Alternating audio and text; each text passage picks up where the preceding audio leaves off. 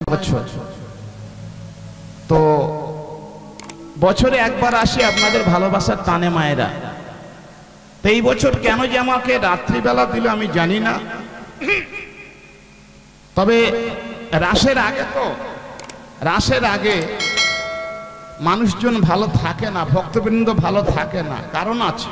যত ভালো গান হোক না কেন, খাওয়া দাওয়ার একটা ব্যাপার আছে।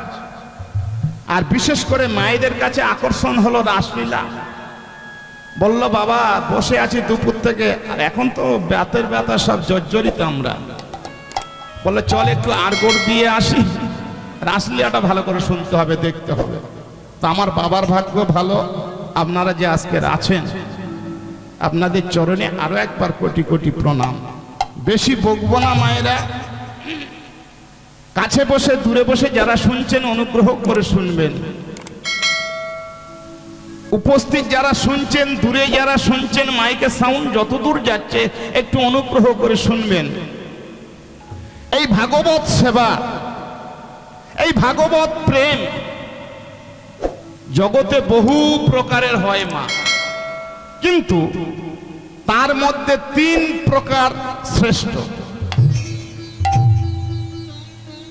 কথাগুলি একটু শুনবেন মন দিয়ে, চঞ্চল হবেন না। অনেকে ভাবছে এই রাতের বেলা আবার কালো গাহক তুলেছে। না না, কালো গাহক অনেকে আবার চয়েস করে না। তা কি করব মা, বিধাতা করেছে, আমি কি করব বলুন।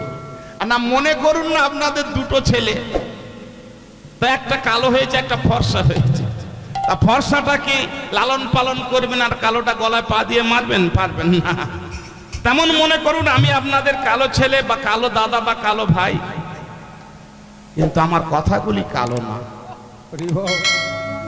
বর্ণ আমার কালো হতে পারে, কথাগুলি বাক্যগুলি আমার কালো না। একটু অনুগ্রহ করে শুনবেন।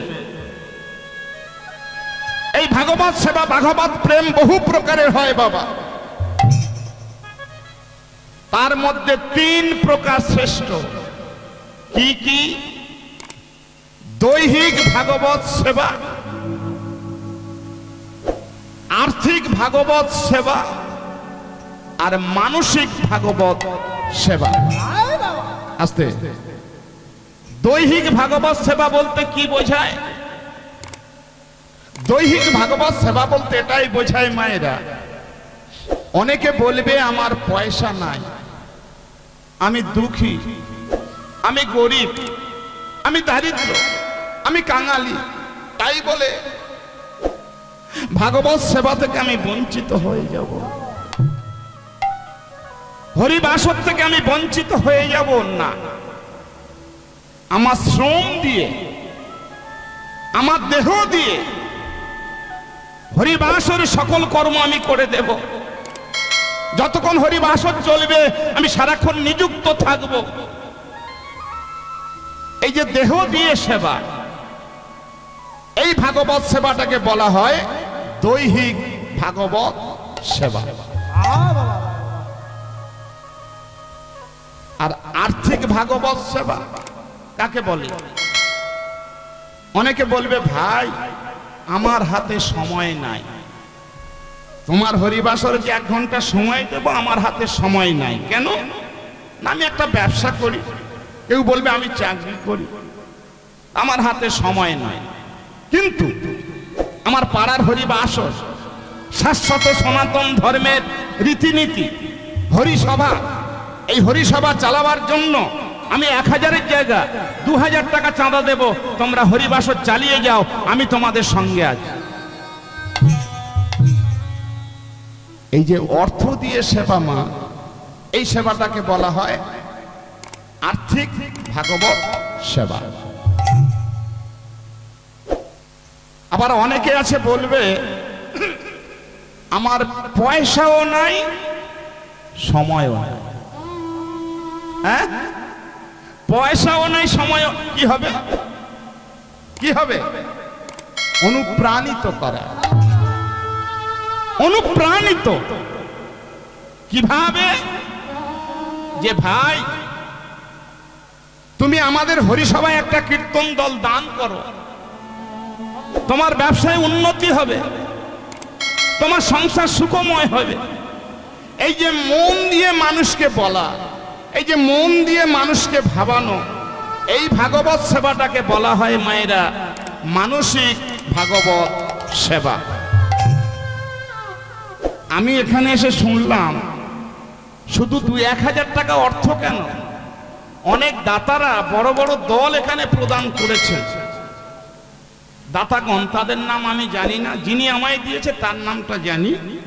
প্রত্যেক দাতাগণের চরণে রইল আমার কোটি কোটি প্রণাম। কারণ ছোট্ট করে একটা কথা আমি বলবো, কেউ কিছু মনে করবেন না। আমি লীলাপালায় যাব মা, ঘুমর বেঁধেছি, চিন্তার কিছু নেই, যাব। ভিতটা একটু ভালো করে করে নি। ভিত যদি না ভালো হয় 4তলা 5তলা করা যায় না। ভিতটা একটু গুছিয়ে নি। দেখবেন আমরা হিন্দু মুসলিম ভাই ভাই পাশাপাশি বাস করি, ভাই ভাইয়ের মতো।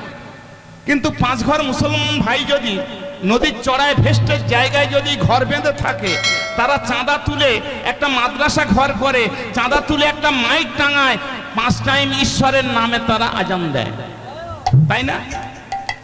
আর আমরা 150 ঘর হিন্দু এক জায়গা থেকে একটা হরিবাসর চালাতে পারি না। তাহলে দুঃখ তাদের হবে না আমাদের হবে? এই জন্য বলছি, যারা যারা দান করেছেন আগামী দিনে আরো দান করবেন, এই হরিবাসরটা যেন দীর্ঘ পরমায়ু হয়, তিল থেকে আমরা তাল করতে পারি। যাই হোক, তো বেশি কথা আর বলবো না মায়েরা। এইভাবে যারা হরিবাসরে যারা দান করেন, যারা ব্রতী হন, তাদের চরণে প্রণাম জানিয়ে এইবার লীলাপালার মধ্যে যাব। চলুন যাই। প্রথম আমরা কীর্তন সাবজেক্ট হলো, প্রথম যেতে হবে কোথায়? শ্রীধাম নবদ্বীপ, তারপর বৃন্দাবন। আজকের আমার বিষয় পড়েছে কি মায়েরা বলুন, কি গাইতে হবে? রূপ, কৃষ্ণর রূপ, মাথা থেকে আর পা পর্যন্ত। আমি মাথা থেকে পা পর্যন্ত যদি 3 ঘন্টা 3.5 ঘন্টা ব্যাখ্যা করি, আপনারা গুড় গুড় করে পিছন থেকে চলে যাবেন। তাহলে রূপ আমি করব, রূপ আমি গাইব, সাথে সাথে ভগবানের কথা, অন্যান্য কথা বলবো, প্রমাণ তথ্য বলবো, আর সংসারের কথা একটু বলবো। কারণ সংসার যদি স্বর্গ হয় মায়েরা, দেখবেন সব স্বর্গ হয়েছে, তাই না? এখন একটু চলুন যাই আমরা শ্রীধাম নবদ্বীপ। একটু কষ্ট করে বলবেন, আমি বেশি আপনাদের লালায়িত জ্বালায়িত করব না, বললেই আপনাদের লাভ, আমার তেমন কিছু লাভ নেই। আমি এবার উঠে গেছি যখন মা 15,000 পকেটে ঢুকে যাবে, আমার ওই লাভটা।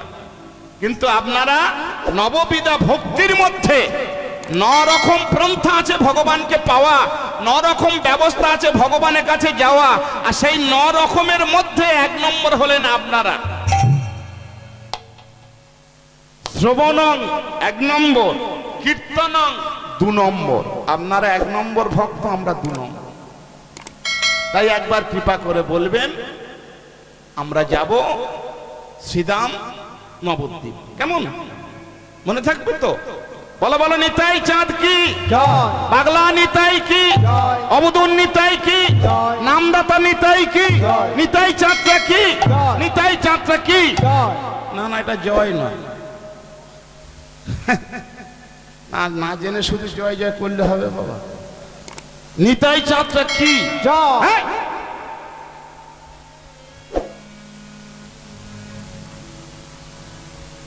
এতদিন আমার সঙ্গে রয়েছে, ও বলে জয়, রাগ ধরে না? এতদিন আছি শিখিসনি কেন? শুধু বলবি দাদু টাকা পাড়াও, টাকা পাড়াও। নিতাই চাঁদ হলো মায়েরা আশ্রয় তত্ত্ব। আশ্রয় করিয়া ভজে তারে কৃষ্ণ নাহি তজে, আশ্রম মরে অকারণ। কথাগুলি যদি ভাঙতে বলেন ভাঙবো, নইলে ডাইরেক্ট মেরে বেরিয়ে যাব। কেমন? দাপর যুগে সংবিধান ছিল, দাপর যুগে সংবিধান, নিয়ম ছিল, নীতি ছিল, পদ্ধতি ছিল, সিস্টেম ছিল। রাধাকে না ডাকলে কৃষ্ণকে পাওয়া যাবে না। আগে রাধা, তারপর কৃষ্ণ।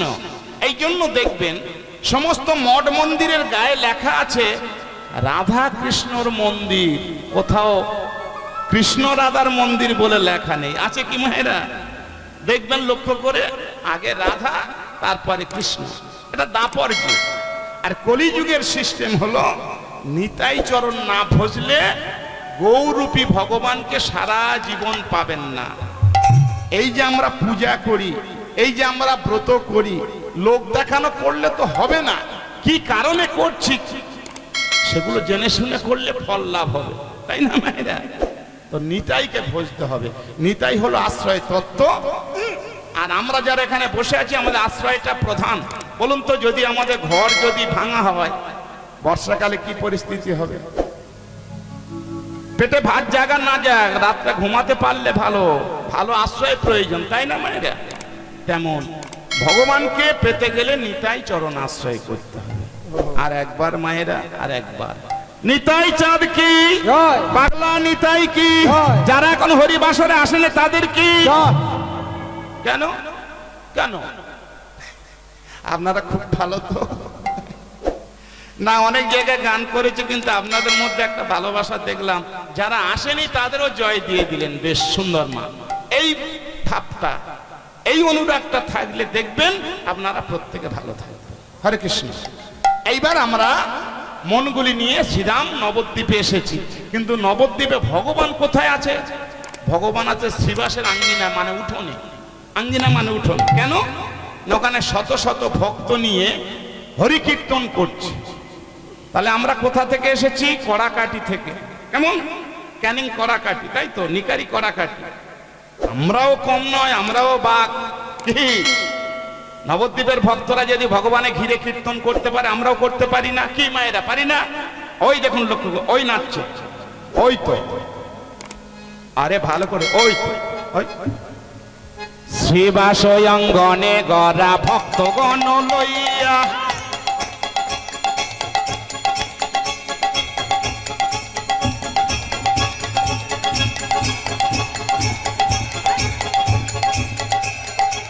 তারে মাঝে ভক্ত জনার মাঝে ভক্তের হৃদয়ে মাঝে নাচে গরা জয় জয় দিয়া।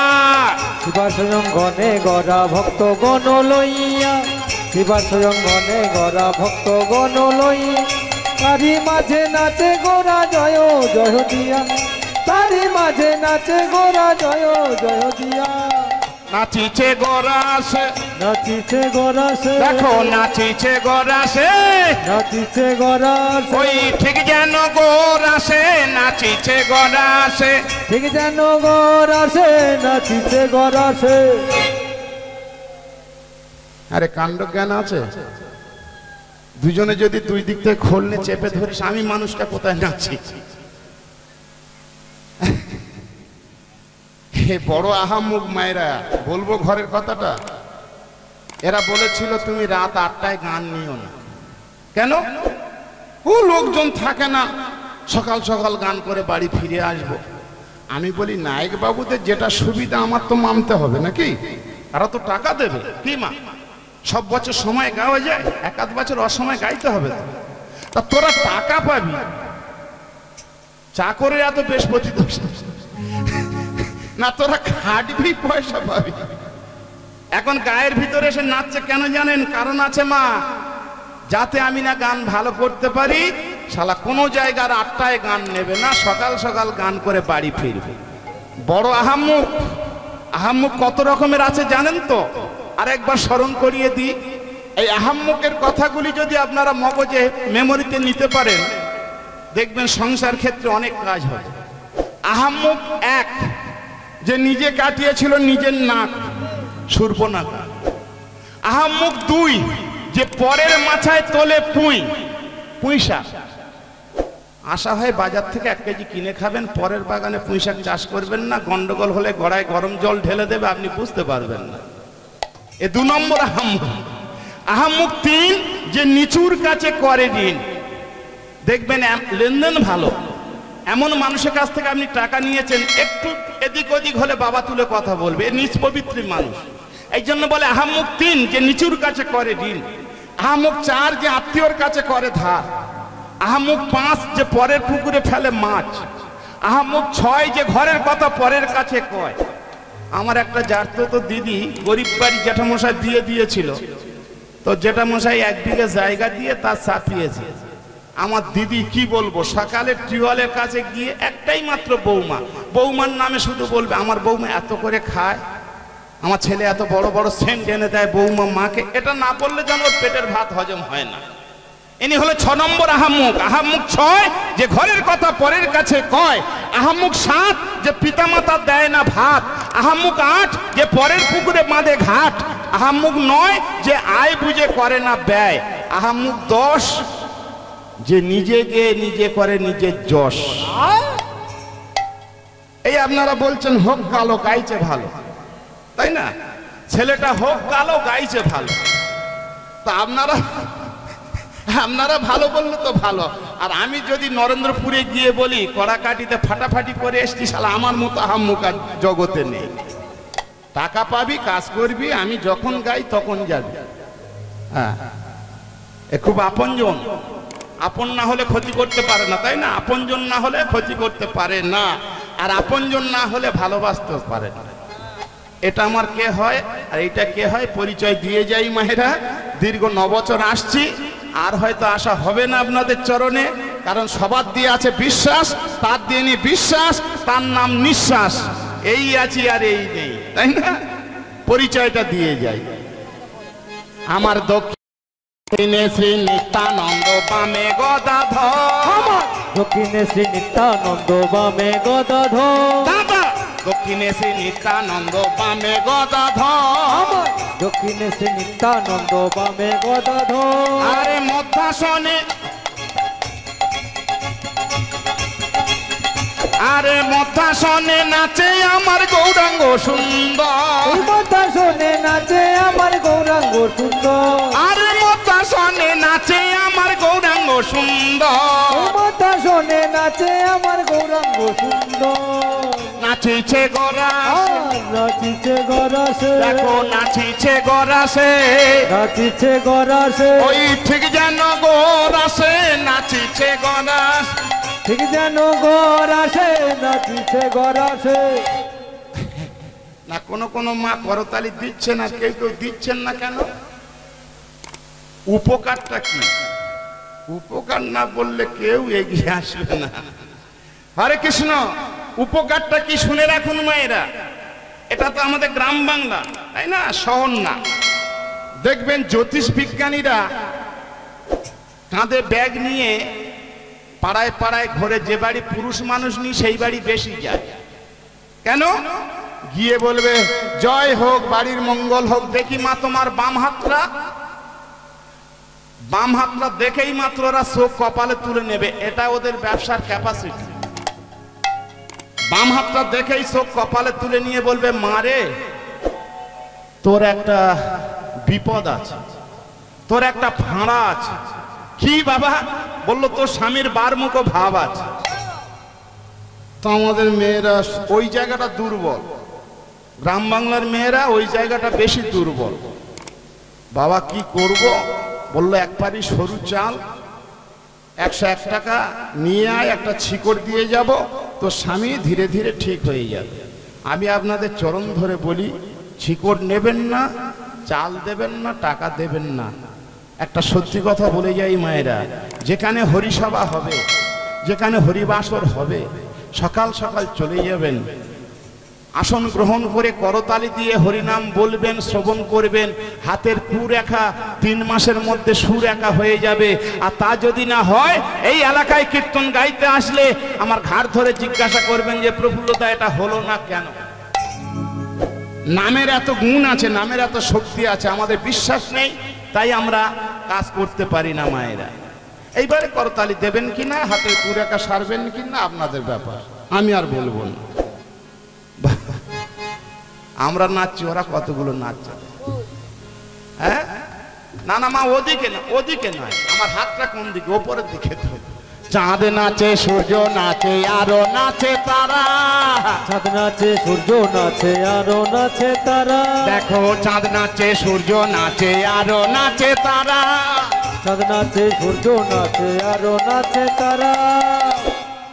পাতালে বাসকি নাচে বলি গোরা গোরা, এই পাতালে বাসকি নাচে বলি গোরা গোরা, ওই পাতালে বাসকি নাচে বলি গোরা গোরা, এই পাতালে বাসকি নাচে বলি গোরা গোরা, বাসকি নাচিছে আর বাসকি নাচি, দেখো বাসকি নাচিছে, বাসকি নাচিছে, ওই গোরা গোরা গোরা বলি বাসকি নাচিছে, এই গোরা গোরা গোরা বলি বাসকি নাচিছে।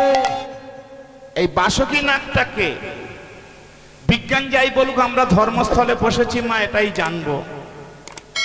মহারাজ যুধিষ্ঠির যখন রাষ্ট্রীয় যজ্ঞ করেছিল মায়েরা, নিমন্ত্রণ দায়িত্ব দিয়েছিল তার তৃতীয় ভাই অর্জুনের উপর। অর্জুন যাও স্বর্গে মর্তে নিমন্ত্রণ করে এসো। স্বর্গে নিমন্ত্রণ করলো, মর্তে নিমন্ত্রণ করলো, অবশেষে গেল পাতালে। পাতালে গিয়ে বলল, নাগ মহাশয়, আমার জ্যেষ্ঠ ভ্রাতা মহারাজ যুধিষ্ঠির রাষ্ট্রীয় যজ্ঞ করছে, আপনার নিমন্ত্রণ, আপনি যাবেন। বাসুকি নাগ বলল, যেতে ইচ্ছে যেতে বাসনা, কিন্তু আমার যাওয়া হবে না। কেন? বলল, আমার মাথার উপর আছে গুরু দায়িত্ব। মানে বাসুকি নাগ বলল, অর্জুন সবাই জানে, তুমি জানো না? আমার মাথার উপর আছে পৃথিবী।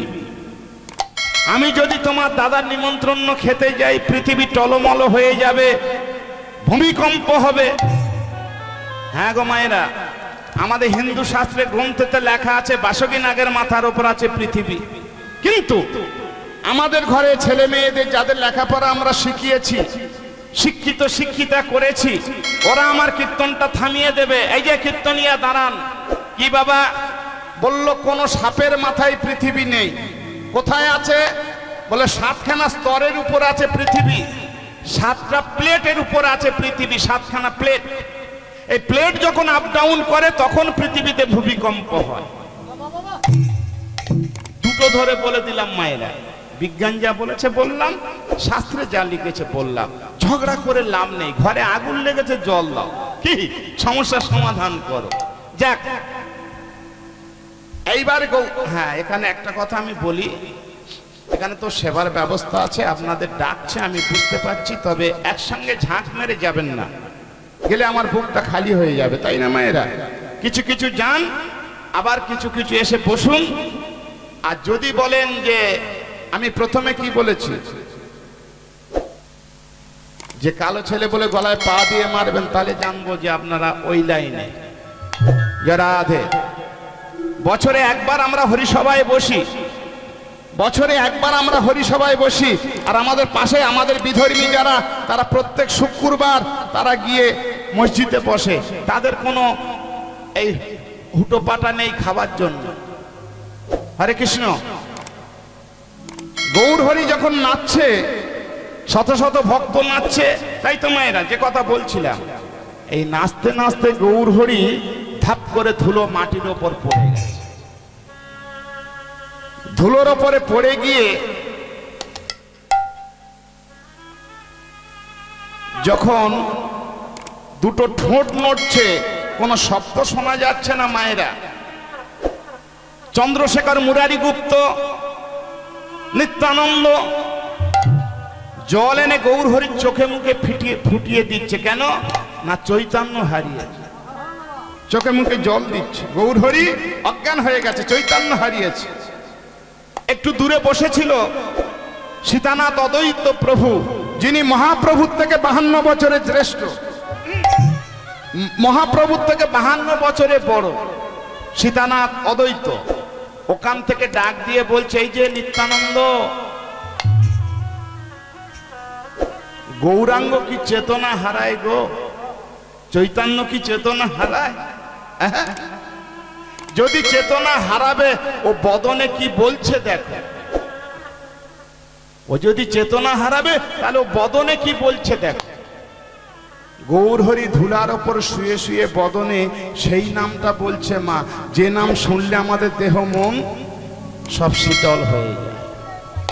সকল ভক্ত মিলে যখন কানটা নিচু করে গৌর হরির বদনের কাছে নিয়ে গেছে, দেখলো গৌর হরি সেই নাম করছে। রাধা নাম জপে গোরা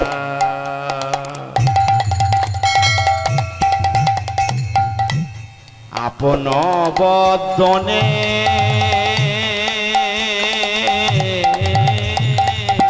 রাধা নাম জপে গোরা আপন বদনে রাধা নাম জপে গোরা আপন বদনে রাধা নাম জপে গোরা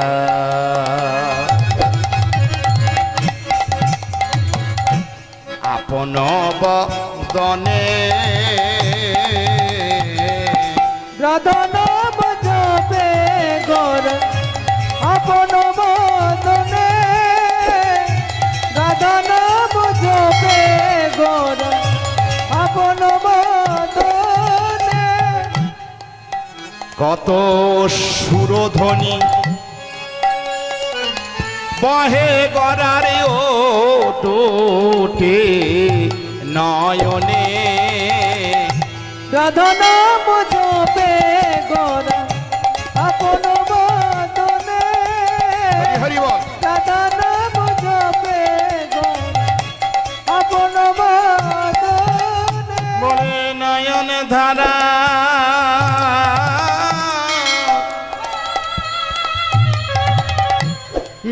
বিরাম নাই হে বলে ধরা হরি বল বিরাম নাই হে ও সে সদা ডাকে রাধা বলে নয়ন ধারা বিরাম নাই হে সুরধ্বনি বহে গড়ার দুটি নয়নে রাধা নাম জপে গোরা আপন বদনে রাধা নাম জপে গোরা আপন বদনে নিমাই দাদা নিত্যানন্দ পাশে দাঁড়িয়েছিল নিমাই ধুলায় শুয়ে পড়ে তুই একই নাম করছিস ওরা জানতে পারবে ওরা বুঝতে পারবে দাপর যুগে ছিলিস তুই লীলা পুরুষোত্তমকারী শ্রীকৃষ্ণ কলিতে এসে হয়েছিস গৌরাঙ্গ আমি ছিলাম তোর দাদা বলরাম কলিতে এসে হয়েছি নিত্যানন্দ রাম সাবধান তুই রাধা নাম করছিস কেন তুই স্বয়ং গৌরাঙ্গ হয়ে রাধা নাম করছিস কেন ওরা বসে আছে জানতে পারবে বুঝতে পারবে গৌরহরি ধীরে ধীরে উঠে গায়ে ধুলো ঝেড়ে বাম দিকে দাঁড়িয়েছিল গদাধর যিনি সাক্ষাৎ রাধারানী অঙ্গকান্তি ভাব এই তিনটে নিয়ে হয়েছে গৌরাঙ্গ বাকিটা হলো গদাধর গদাধরের কণ্ঠ ধরে বলছে গদাধর আমাকে নিয়ে তোমরা একটু সুরধনির গঙ্গার কাছে যাবে গো গদাধর বলছে প্রভু এখানে তো নাচছো গাইছো ভালো আবার এই রাতের বেলা সুরধনির গঙ্গার কাছে যাবে কেন অদ্বৈত প্রভু বললে গদাধর কথা বাড়িও না তুমি কি জানো না আমাদের নিমাই স্বতন্ত্র আমরা পরতন্ত্র স্বতন্ত্র মানে স্বাধীন পরতন্ত্র মানে পরাধীন নিমাই চলে নিমাইয়ের ইচ্ছায় আর আমরা সব চলি নিমাইয়ের ইচ্ছা ও চলে ওর নিজের ইচ্ছায় ভগবান চলে ভগবানের নিজের ইচ্ছায় আর আমরা চলি ভগবানের ইচ্ছায় কি তাই না মায়েরা ও যা বলছে তাই হবে চলো যাই এমনই রাতের বেলা মায়েরা মশাল জ্বালিয়ে নিয়ে মায়েরা বাবারা সবাই মিলে চলেছে সুরধনির গঙ্গায় এমনই সময় আর গৌরাঙ্গ মহাপ্রভু দুটি বাহু উত্তোলন করে বদনে কি বলছে দেখুন ভৌজ যুগ তুলি গড়া